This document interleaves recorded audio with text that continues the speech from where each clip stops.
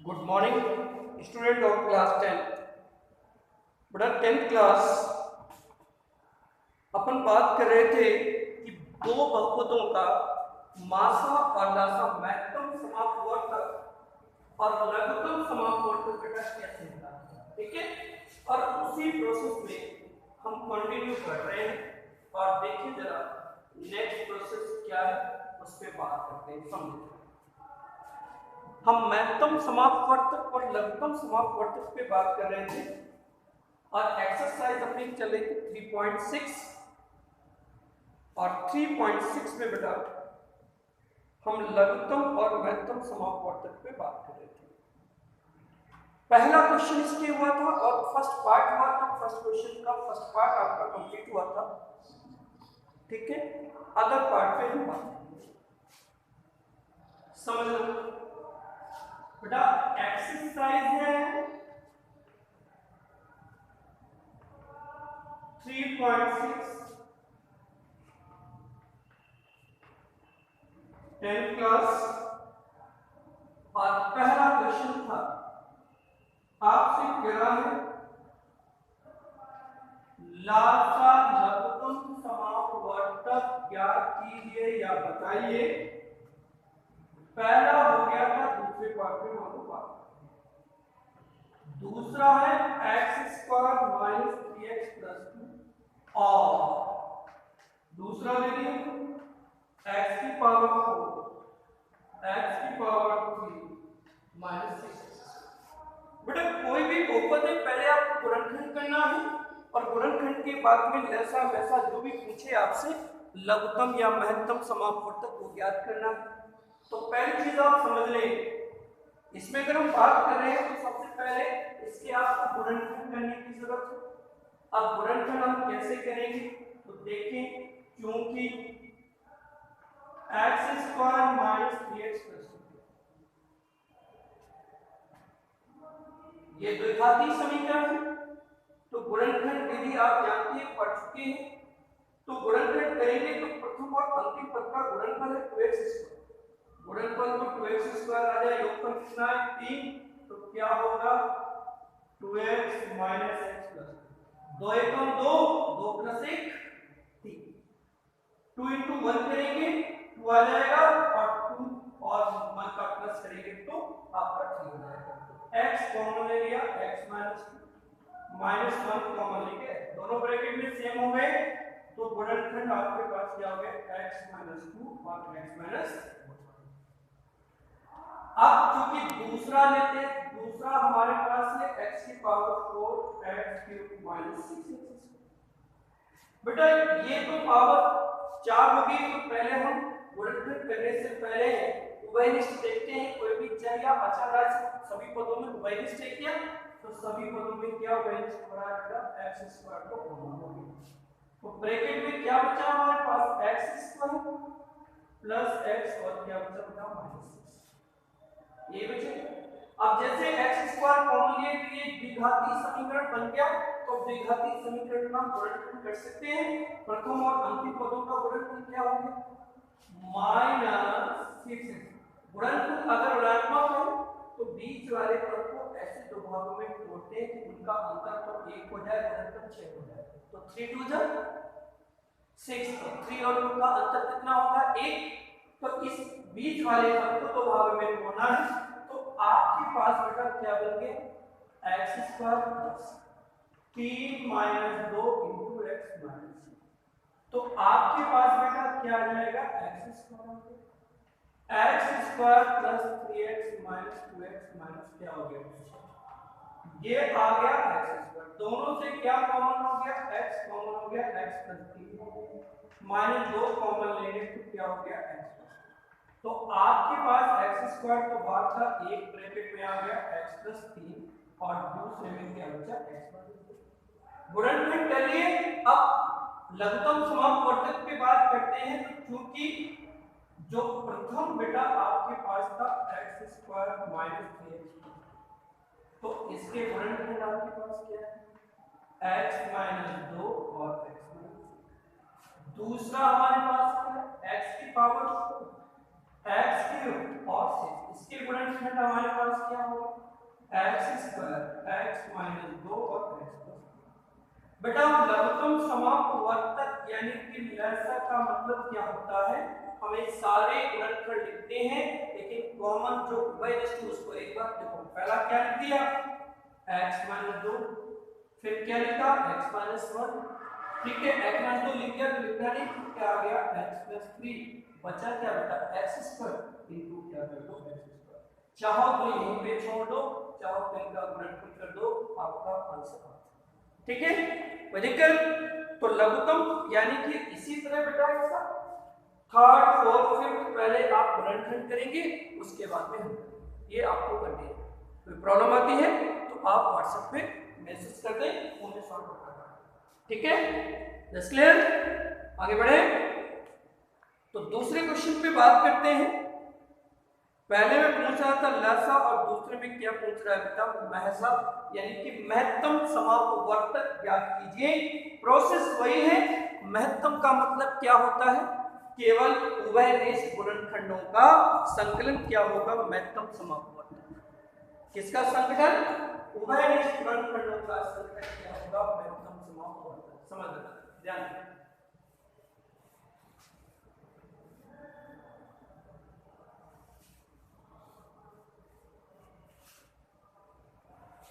समझो बेटा। बात करते हैं अपन नेक्स्ट पे। दूसरा क्वेश्चन है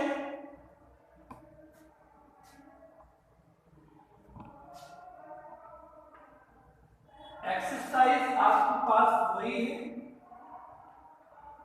3.6 कह रहा है महत्तम समापवर्तक बताइए।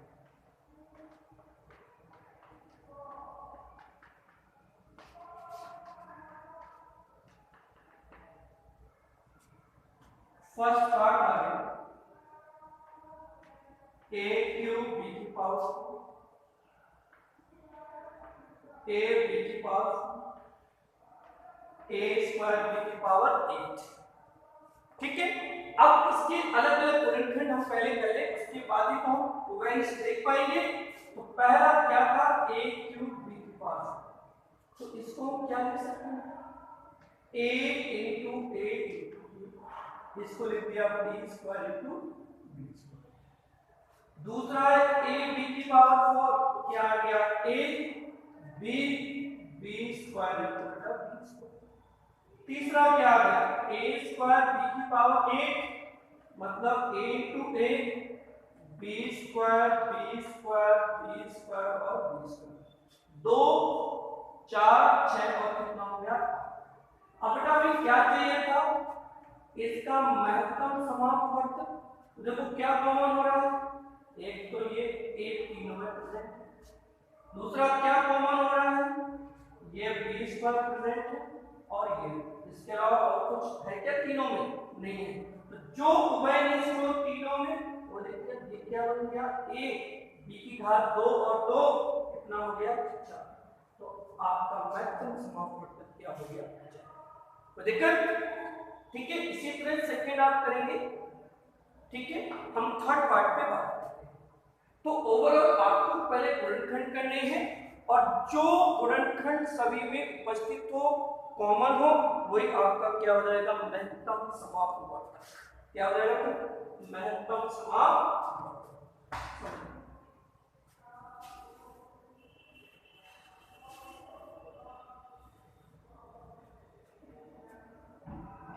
समझो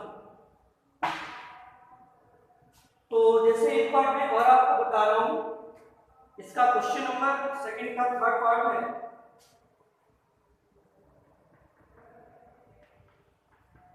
वही आपका कह रहा है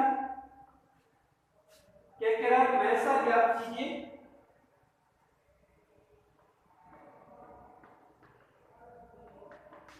महत्तम समापवर्तक बताइए। क्वेश्चन दे दिया x square minus 7x plus 2, दूसरा है x square minus 10x plus 21 और तीसरा है x square plus 2x minus 30। ठीक है ये तो इनका तीनों द्विघाती समीकरण है। महत्तम समापवर्तक हम तभी ज्ञात करेंगे जब इनके गुणनखंड कर ले। तो पहला लिया क्योंकि x² - 7x गुणनखंड करेंगे। प्रथम और अंतिम पदों का गुणनफल कितना है 12x²। कैसा है गुणनफल धनात्मक, मतलब बीच वाले पद को ऐसे दो भागों में तोड़ना है कि जिनका योगफल तो साथ में गुणनफल कितना हो 12। क्या गुणनफल होंगे 3 और 4। 3 + 4 कितने होंगे 7 और 3 × 4 कितने होंगे 12 हो जाएंगे। तो गुणनखंड क्या होगा बेटा, मतलब बीच वाले पद को ऐसे दो भागों में बांटना है कि इनका योगफल कितना हो 7 हो, गुणनफल कितना हो 12। तो केवल एक ही कंडीशन बन रही है 3 और 4। तो x² - 3x योगफल करना है तो ये माइनस में, दूसरा भी माइनस में प्लस 12। बेटा इसमें क्या कॉमन हुआ x, तो ब्रैकेट में x - 3 क्या कॉमन हो गया 4, तो ये क्या आ गया x। तो बेटा एक ब्रैकेट में आ गया x - 3, दूसरे में क्या हो गया x - 4। गुणनखंड हो गए। आप चूंकि दूसरे पे बात करते हैं x² - 10x प्लस क्या है 21। अब इसमें गुणन द्विघाती समीकरण प्रथम और अंतिम पदों का गुणनफल क्या हो गया 21x² धनात्मक आ रहा है। ये धनात्मक ये गुणनफल धनात्मक होगा। अब बीच वाले पद को ऐसे दो भागों में बांटो कि इनका योगफल तो 10 हो और गुणनफल कितना हो बेटा 20। तो क्या आ गया 7 + 3 + 21। 7 + 3 कितना होगा 10 और 7 × 3 करेंगे कितना हो जाएगा 20।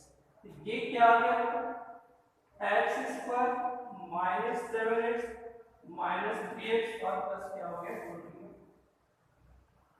अब क्या किया बेटा x कॉमन लेंगे तो ये क्या बचेगा x - 7 - 3 कॉमन लेंगे तो ये क्या बचेगा x - 6।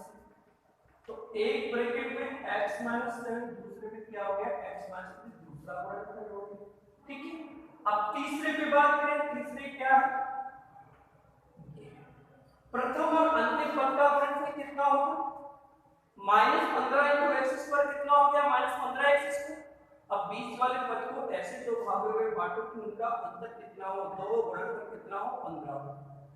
5 × 3 = 15 और 5 और 3 का अंतर कितना हो गया 2।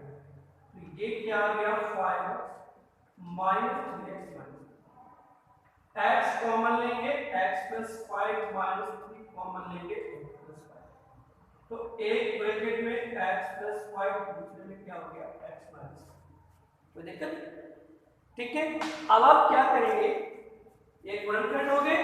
अब इसको हम तीनों भागों में इनके फैक्टर करते हैं गुणनखंड करते हैं। तो देखिए पहला क्या है समझ लो x² - 7x + 12 गुणनखंड आपने क्या किए हैं x - 3 और x - 4। दूसरा जो था x² - 10x + 21 इसके गुणनखंड आपने क्या किए बेटा x - 3 और x - 7। तीसरा क्या था x² + 2x - 5 इसके गुणनखंड क्या किए x - 3 और x + 5।